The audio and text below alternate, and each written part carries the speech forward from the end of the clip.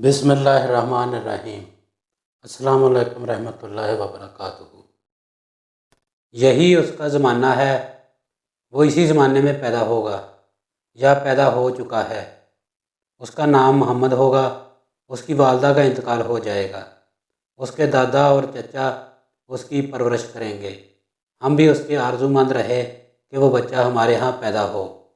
अल्लाह ताला उसे खुले आम ज़हर फरमाएगा और उसके लिए हम में से यानी मदीने के कबीले खजरज में उस नबी के मददगार बनाएगा। हम में से उसने इसलिए कहा कि खजरज असल में यमन के लोग थे।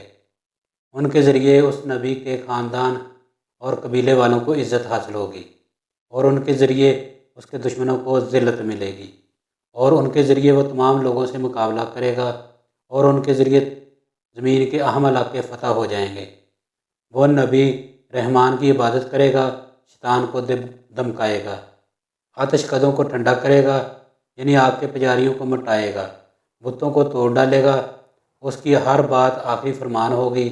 उसके अहकामात इंसाफ वाले होंगे। वो नेक कामों का हुक्म देगा, खुद भी उन पर अमल करेगा, बुराइयों से रोकेगा, उनको मिटा डालेगा। अब्दुल मुत्तलिब ने सैफ बिन यज़न को दुआ दी, फिर कहा, कुछ और तफसील बयान करें। बात ढकी छुपी है और अलामतें पोशीदा हैं, मगर ए अब्दुल मुत्तलिब, इसमें शुबा नहीं कि तुम उसके दादा हो। अब्दुल मुत्तलिब ये सुनकर फ़ौरन सजदे में गिर गए और फिर सैफ ने उनसे कहा, अपना सर उठाओ, अपनी पेशानी ऊंची करो और मुझे बताओ जो कुछ मैंने तुमसे कहा है, क्या तुमने उनमें से कोई अलामत अपने यहाँ देखी है? इस पर अब्दुल मुत्तलिब ने कहा, हाँ, मेरा एक बेटा था, मैं उसे बहुत चाहता था। मैंने एक शरीफ और मुअज़्ज़ज़ लड़की आमना बिनते वहब अब्द मनाफ से उसकी शादी कर दी।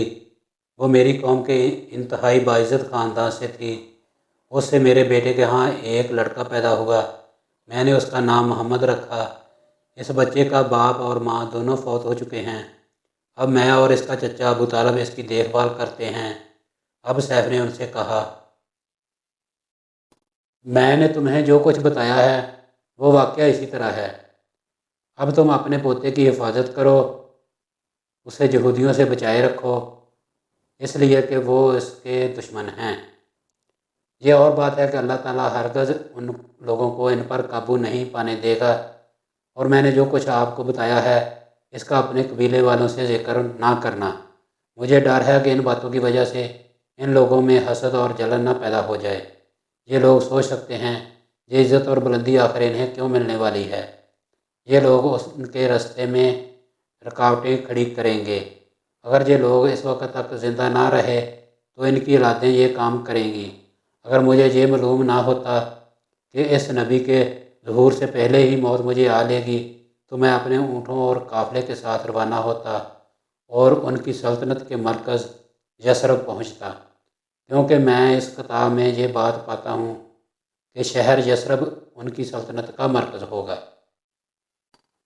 उनकी ताकत का सरचश्मा होगा, उनकी मदद और नुसरत का ठिकाना होगा और उनकी वफ़ात की जगह होगी और उन्हें दफन भी यहीं किया जाएगा। और हमारी किताब पिछले लूम से भरी पड़ी है। मुझे पता है अगर मैं इसी वक्त उनकी अज़मत का ऐलान करूं तो ख़ुद उनके लिए और मेरे लिए ख़तरात पैदा हो जाएंगे। ये डर ना होता तो मैं इसी वक्त उनके बारे में ये तमाम बातें सबको बता देता, अरबों के सामने उनकी सरबुलंदी और ऊंचे रुतबे की दास्तानें सुना देता। लेकिन मैंने ये राज तुम्हें बताया है, तुम्हारे साथियों में से किसी को नहीं बताया। इसके बाद उसने अब्दुल मुत्तलिब के साथियों को बुलाया। उनमें से हर एक को 10 हबशी गुलाम, 10 हबशी बांदियाँ और दारीदार यमनी चादरें, बड़ी मकदार में सोना चांदी, 100 ऊँट और अंबर के बड़े डब्बे दिए। फिर अब्दुल मुत्तलिब को इससे 10 गुना ज़्यादा दिया और बोला, साल गुजरने पर मेरे पास उनकी खबर लेकर आना और उनके हालात बताना। साल गुजरने से पहले ही उस बादशाह का इंतकाल हो गया। अब्दुल मुत्तलिब अक्सर उस बादशाह का जिक्र किया करते थे। आप सल्लल्लाहु अलैहि वसल्लम की उम्र 8 साल की हुई تو عبد المطلب کا انتقال ہو گیا۔ اس طرح ایک عظیم سرپرست کا ساتھ چھوٹ گیا۔ اس وقت عبد المطلب کی عمر 95 سال تھی۔ تاریخ کی بعض کتابوں میں ان کی عمر اس سے بھی زیادہ لکھی ہے۔ جس وقت عبد المطلب کا انتقال ہوا، آپ ان کی چارپائی کے پاس موجود تھے۔ آپ رونے لگے۔ عبد المطلب کو اجون کے مقام پر ان کے دادا قصائی کے پاس دفن کیا گیا۔ مرنے سے پہلے انہوں نے نبی کریم صلی اللہ علیہ وسلم کو اپنے بیٹے ابو طالب کے حوالے کیا۔ اب ابو طالب آپ کے نگران ہوئے۔ انہیں بھی آپ سے بے تحاشا محبت ہو گئی۔ ان کے بھائی عباس اور زبیر بھی آپ کا بہت خیال رکھتے تھے۔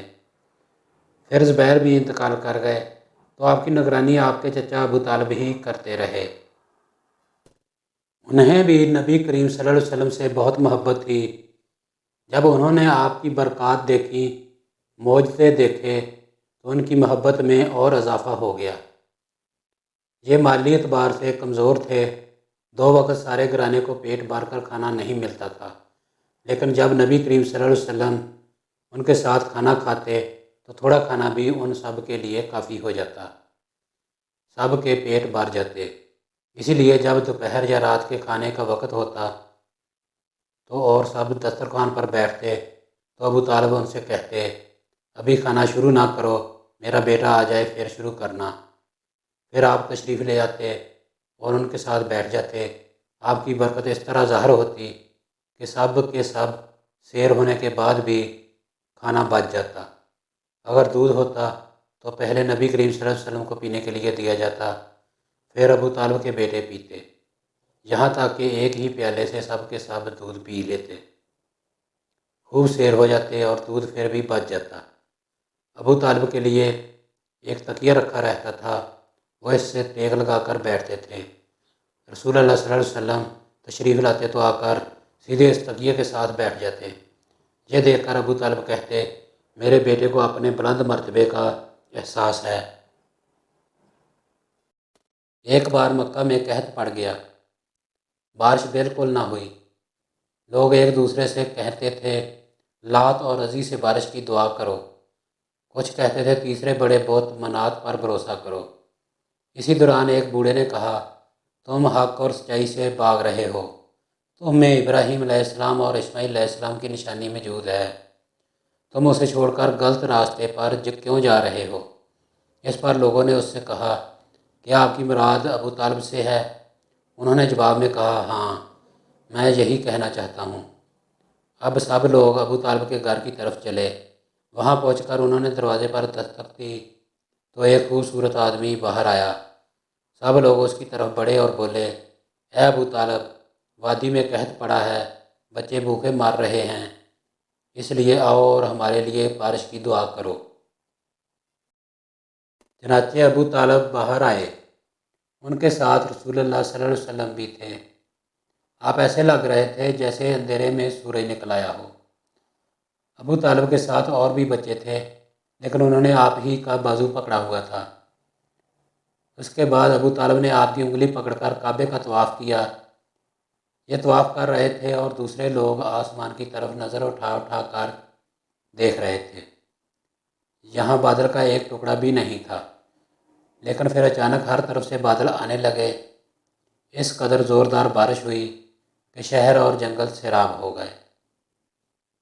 ابو طالب ایک بار ذی الحجاز کے میلے میں گئے۔ یہ جگہ عرفات سے 8 کلومیٹر دور ہے۔ ان کے ساتھ رسول اللہ صلی اللہ علیہ وسلم بھی تھے۔ ایسے میں ابو طالب کو پیاس محسوس ہوئی۔ انہوں نے آپ سے کہا، بھتیجے، مجھے پیاس لگی ہے۔ یہ بات انہوں نے اس لیے نہیں کہی تھی کہ آپ کے پاس پانی تھا، بلکہ اپنی بے چینی ظاہر کرنے کے لیے کہی تھی۔ چچا کی بات سن کر آپ فوراً سواری سے اتر آئے اور بولے، چچا جان، آپ کو پیاس لگی ہے؟ انہوں نے کہا، ہاں بھتیجے، پیاس لگی ہے۔ یہ سنتے ہی آپ نے ایک پتھر پر اپنا پاؤں مارا۔ اگر یہ ویڈیو آپ کو پسند آئی ہے تو چینل کو سبسکرائب کریں، لائک اور شیئر کریں، کمنٹ کریں۔ شکریہ۔ اللہ حافظ۔